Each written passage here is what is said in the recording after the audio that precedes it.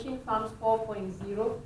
We are actually on edition 5.0, but that's really our iteration. You know, Samsung has Samsung 1, 2, 3, or Apple. So these are our machine farms. Why machine farms? Because essentially the inputs, water, humidity, light, is controlled by the operating system. Okay? So that enables us to farm anywhere where there's remote, harsh-facing weather conditions and high demand. And basically, our model has been built to serve busy, fast-paced Asian cities which have problems accessing fresh produce. Malaysia as a country imports 6 billion ringgit worth of fresh vegetables, and that is one focus in terms of Malaysia. And because our system is plug and play, we can very quickly, how do I go back? Bottom button. Plug into different industries. We are currently in an oil and gas space. Hospitality has been our strong suit. We've always supported hotels and restaurants. When you go for lunch afterwards, we have Doubletree Hilton, for example, is one of our early customers in Johor, and we have a capsule farm here. Essentially, a capsule farm is sort of has the final part of the growing system in there, so you can have a look at that. Okay, so we also plug into residential spaces and shopping malls. Just to give you an idea of what I'm talking about, what a machine farm, I have a video that will hopefully help.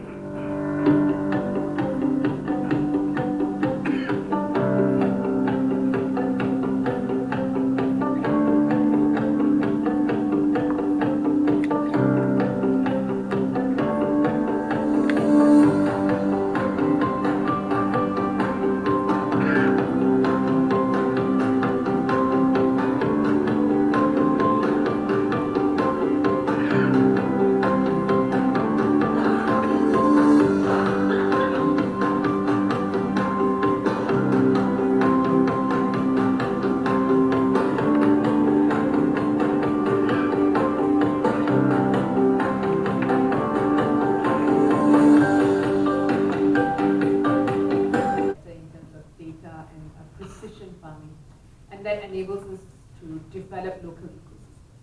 Yeah. So the carbon footprint, we've done lots of assessment in terms of our scope 1 and scope 2, which is direct and indirect impacts, and definitely with the scope 3, logistics and distribution, we have. Yeah. This is normal water, and this is our product. Yeah. So what do I mean by this? What our product does, it converts UV light into usable light. So what does this mean? It converts UV, because the light can only absorb certain kind of light spectrum. UV light is not one of them. So when our products are sprayed and locally produced in Malaysia. So what does this mean for the farmers? They are getting additional income of about 1,500 ringgit per hectare. And in paddy, these are the spray that we do in paddy in a season. They would do spray on the 40th, 50th, 50th, 60th, and 70th day after planting. Why this particular period? Because we want to coincide with the spraying cycle that they practice existingly. So they don't have to incur additional cost. All processes and very straightforward for any DSM company. So just wanted to give you a snapshot of where Bahru is today. We have diverted more than 11,000 tons of waste from landfill, produced more than 3,500 tons of fertilizer and more than 350 tons of animal feed. We are scaling on impact, so we're doing more JVs. We're expanding production later this year, which I'll explain in about 30 seconds. What I want to say is we're very grateful to be supported by people like Maida Economy Corporation, which Mr. Nizam was a part of in the past. We are partnering with UPM, Xiamen, UMT, and probably a couple of other universities that I forgot to mention, so I do apologize.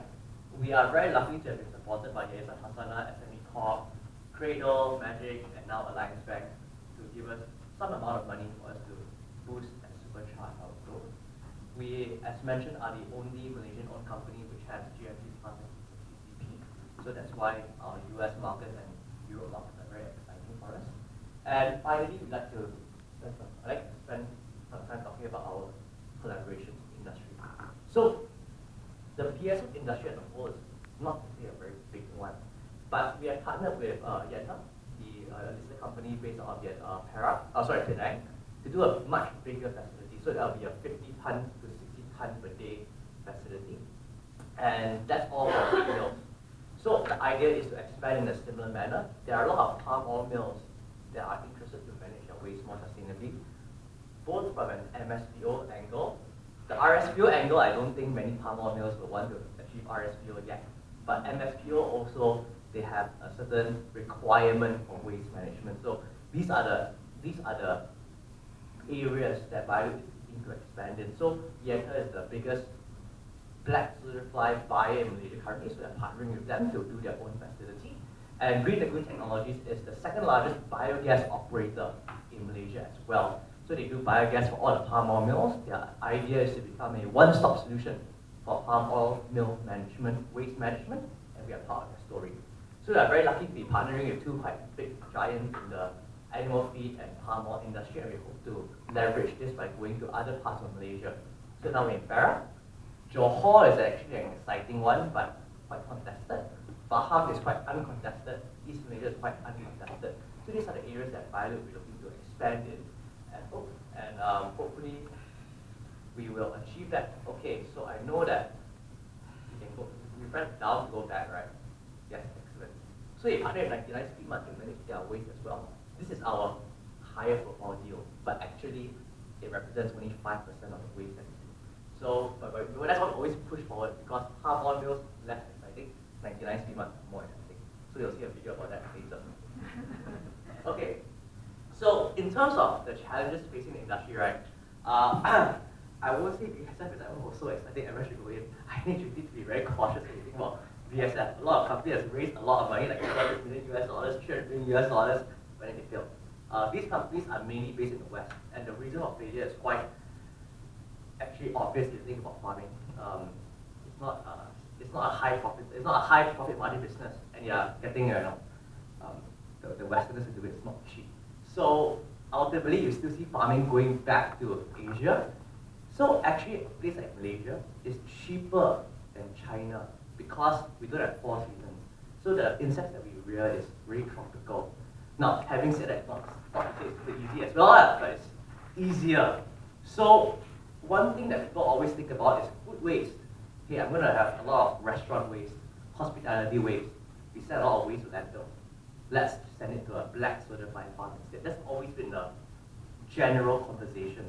But there's a bit of a fallacy in that, because yes, there's a lot of waste, but the larvae that eat those wastes are not easy to be sold in the market.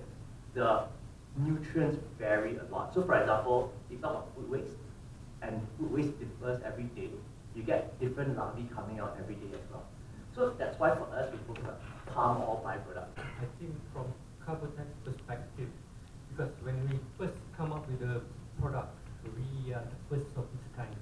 So getting the product across to the field, to the farmers, was very challenging. Takes a lot of education, a lot of trial and error. So it's all about educating them. And of course, there are resistance, because when you are introducing new technology, there are those that are still farming conventionally. But those that have tried and they see the result, and we can see that they are sharing the technology to others as well. And the other part, from our perspective, when we want to move on to big market, the challenge is, of course, in terms of documentation. Yeah, because there are not that many. I mean, like I said just now, we are the first in the world, and we do have challenges to export to overseas. But of course, we are working with the relevant agencies to actually understand our technology better, and we are taking one step at a time. I'll split it between R&D and technology. So in terms of R&D, yes, we have spent some amount in it, but ultimately R&Ds are done by the Westerners, and very shamelessly I'll say, I take their R&D and and then I implement it locally. Because they have such a big budget for it. And I think the speed of R&D that's really surpassed. Unfortunately, I don't think you'll be able to catch up anytime soon. And a lot of my peers who have invested heavily in R&D, unfortunately, has run belly up. So that is not really the focus of the industry right now. So that's on the R&D side. The second is the technology side, which you try to adopt in a very local scenario. So we have mechanized systems, but we don't go fully automatic because labor is still not too expensive in this part of the world. So then we focus on just the most laborious things, and we automate that. And then everything else that can be done quite cheaply, not too labor intensive, the workers won't take MC the next day. So these are the ones that we will then allow to price our product lower. So for us, it's all a cost optimization sort of thing, as opposed to, can I get like the most state-of-the-art facility? That's not our goal. It's how do I get the cheapest product that is of decent enough quality to the market. That's our focus. Really interesting comments. I think it is okay to shamelessly adopt R&D that others have done. We actually have a thing in Australia called ASIAR, which is the Australian Centre for International Agricultural Research.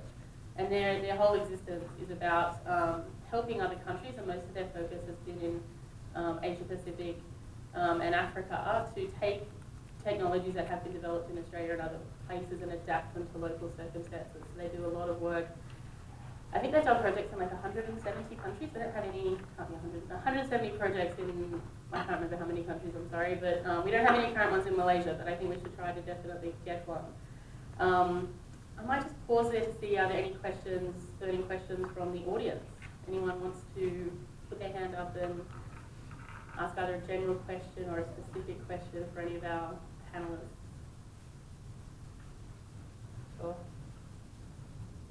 Sorry, I was very intrigued with all the presentations. Sorry, I know I'm not supposed to ask questions, but never mind. So like Carbotech is doing like photosynthesis. Can stuff like that be crossed between boom grow, and is that possibility? And like getting fertilizers from like bioloop, is that like something that's potentially to create a local ecosystem? That's a great question. We've not considered earlier, but as they were presenting, and I was thinking, actually, this is quite possible. Yeah, we've all kind of like stuck to our own R&D pace, but it's time to kind of work together. And this may be the start of something very interesting. We're seeding something here. Yeah, perhaps I can just add on a little bit because Carbotech, we don't want to be seen as a company that is strictly focusing on one area. So again, and Ben, that was a very good question.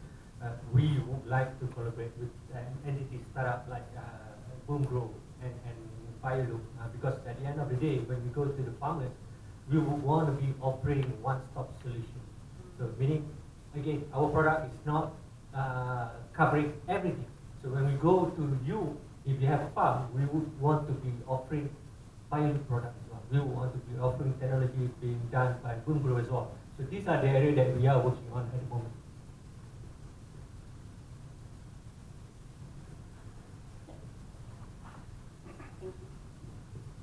Hi, good morning everyone. John Day from University Putra Malaysia. I'm not representing the university today, but I'm speaking from the point of view of an alumni. Right. Graduated from Uni Adelaide, blessed by the scholarship given by the uni. So I know the CEO of ASIA, Professor Wendy Hamburger. Yeah. The thing is, ASIA surprisingly has not had any presence in Malaysia yet, and I have seen them pretty active almost in this region, to be frank. And I think when it comes to OSPAD, Malaysia are not covered as well. So in terms of relative opportunities to Malaysians, if you compare to other ASEAN countries, I think Malaysia are not at the same level with us. So I would actually encourage that High Commission to also navigate opportunities to link universities of Malaysia to Australia. Because when you look at Australia, it's an amazing country with many different climatic zones. And you know the climate change is now advancing the heat temperature. And in some temperate zones that you are having now, increasingly they might become tropical one day. So there are a lot of things to be cross-learn. I wouldn't say it's just one-way traffic, but cross-learning is essentially more practical in this sense. And I want to encourage ASEAN to have maybe to begin thinking to have some collaboration with our local universities, even private entities. And because right now, when it comes to the ecosystem of R&D as well as getting technologies to be ready, the whole ecosystem seems to be driven a lot by the private sector. So I think Bahru rightly put it, we have very limited fundamental research in this country. And I think Australia, we put so much emphasis on fundamental research as well as knowledge, but when it comes to developing countries, always we would like to get the first hand, the quickest entry into application. This is where applied research comes in.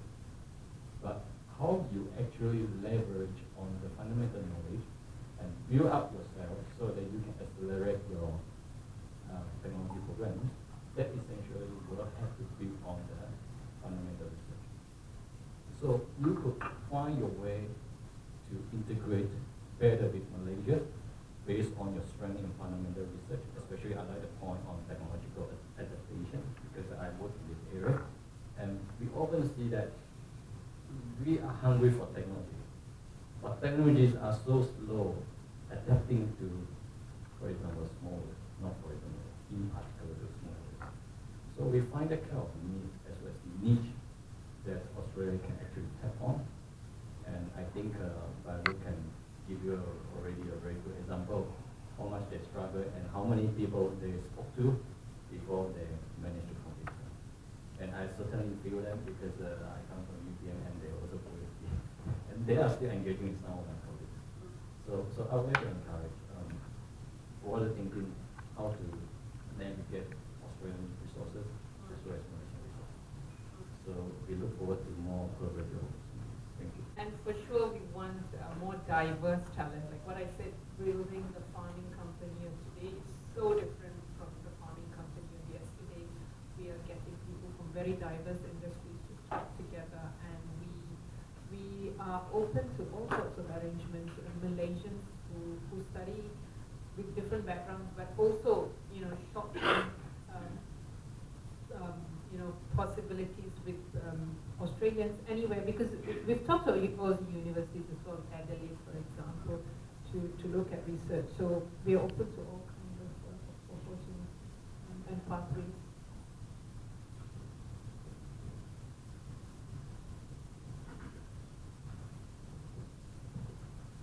So just speaking on Rax from House Agency, we're a tech and marketing organisation based in Australia, here at KL, only for like the last 2 years. Knowledge share between private organisations and public organisations from an Australian society perspective, the private organisations actually have not as good as knowledge share in technology and R&D as the public sector is. For example, what the Australian government does for grants and research is phenomenal, right? Public sector and private industry is huge.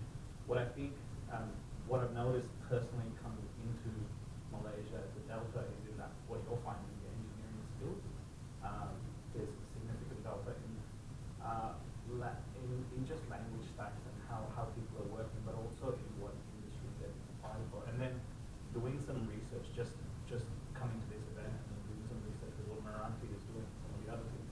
Actually, funnily enough, I find a lot more happening here than actually when I was 12 years in Australia in private sector technology research. So yeah, absolutely steal as much R&D as you can, but there's a lot available in connecting public and private organizations here. Like, so private organizations, like for ours, we do a lot of research and we share a lot in terms of content and how we do data implementations, AI governance, and all of that kind of stuff. So it's just about connecting. I think this is a really great forum. So yeah, thank you for having us. So it's been really good to see that talk.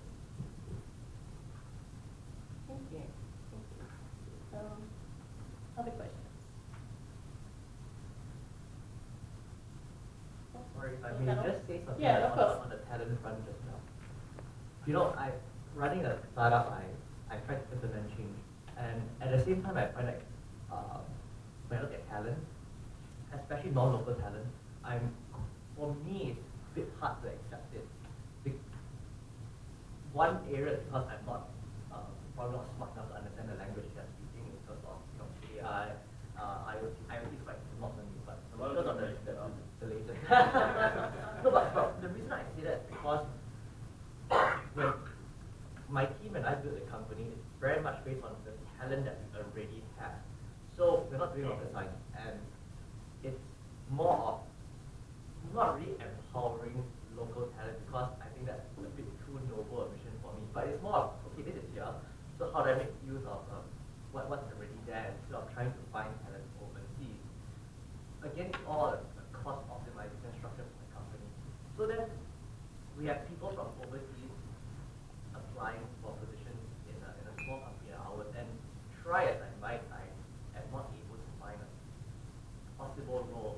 Maybe because it's actually very young, and when I ask them, how do you think you'll be able to add efficiency to my business, the other economies of scale that it's just there. But it goes back also to business fundamentals. Unit economics need to work, that you can't run away.